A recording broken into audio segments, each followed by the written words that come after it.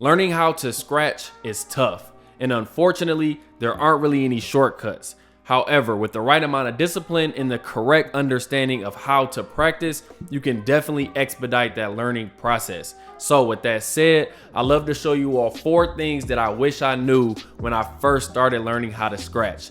Let's hop right into it. Tip number 1 is going to be learn how to scratch without using the crossfader. Now, of course, everyone wants to use a crossfader. If you're a beginner DJ and you've already kind of hopped into it and you're really struggling, I especially recommend this to you. Now, exactly what do I mean by not using the crossfader but still scratching?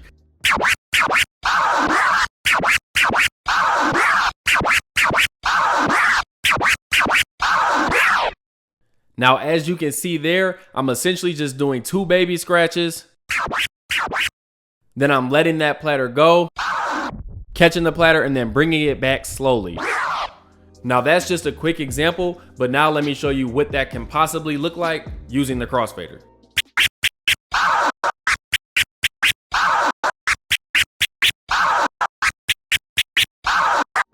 So as you can see there, same exact hand motion, however, one using the crossfader, one without using it. So that's exactly what I mean. You want to be able to do a lot of scratching by not using the crossfader. And then once you really get that down, again, the hand control, the hand speed, all of those types of fundamentals, then you can introduce the crossfader. So let me show you one more example.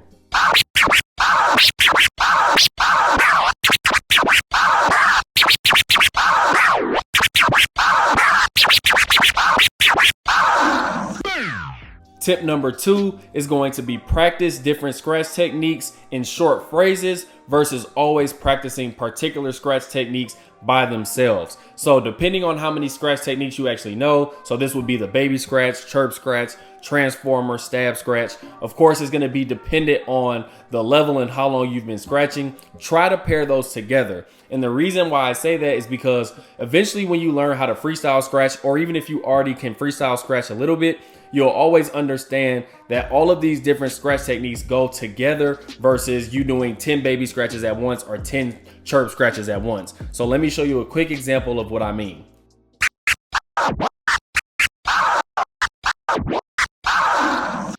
So there's a quick example of me putting together the chirp scratch as well as the 1-click flare orbit scratch. So as you can see, those two go together really well.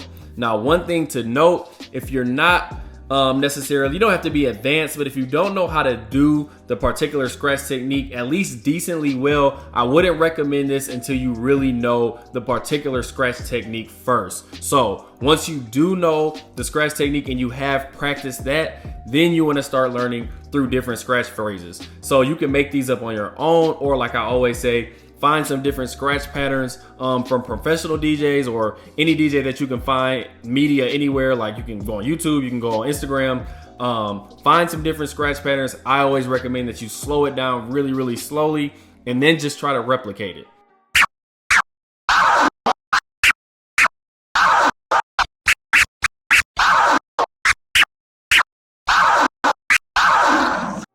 So there's a quick example of me putting together some stabs, some transformer scratches, as well as some chirps. And don't worry, if you don't know how to do these techniques, I definitely have videos showing you how to do each of those on my channel, or definitely go ahead and check out DJ Angelo, which is who I actually learned from on YouTube. Tip number 3 is going to be practice at a very slow BPM first. So if you're struggling to do a particular scratch technique or a particular scratch pattern or a scratch phrase, slow it down to the BPM of about 70. Even if you have to go down to 60 or 65, I found that that's worked for me tremendously. Also, a quick bonus tip is to take a break sometimes. So for example, if you've been practicing the 2-click flare orbit, or you're practicing a particular scratch pattern over and over and you're starting to get discouraged, take a 5-day break, take a week break, take some time, practice some different things. Like I said, if you're practicing the 2-click flare orbit, go back to the 1-click flare orbit and perfect that, or perfect the stab, or perfect the chirp, or just practice those different things and then go back to the actual scratch pattern or the scratch technique that you were doing. And I promise, for me, this has worked wonders. Sometimes you really beat yourself up and you get discouraged when you can't get something down perfectly, and you just need a quick break and to come back to it with a fresh mind. You'll feel definitely a lot more encouraged when you come back to it because you haven't been struggling over and over and over. Just something that I definitely recommend doing.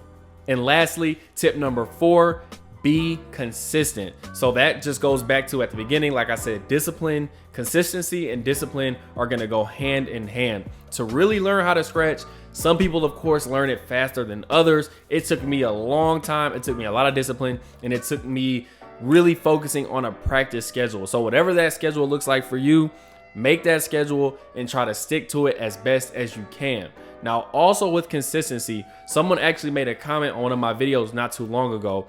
You want to practice on the same equipment. So whatever equipment that you want to learn how to scratch on, I prefer that you learn on a motorized turntable or motorized platter.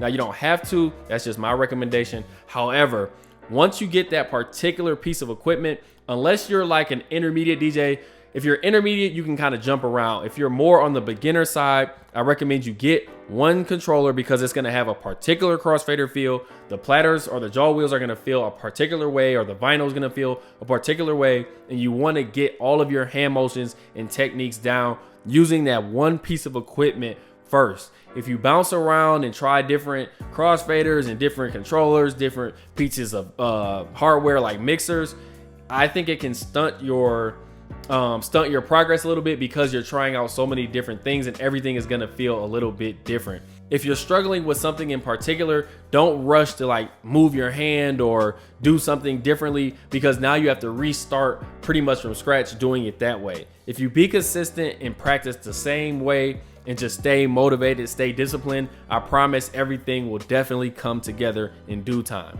All right, DJs, those are all my tips for this particular video. I really hope you found it helpful. I've also done another video similar to this in the past, so definitely check out that video as well for extra tips if you're struggling to learn how to scratch. So with that said, appreciate you for being here. If you did enjoy the video, please press that subscribe button, press that like button. Also turn on that notification bell so you know the next time that I upload a video. And with that said, I will catch y'all on the next flight. I'm a fool, so foolish for thinking you could hold me down. I thought that you were mine forever. I guess it's just mine for now.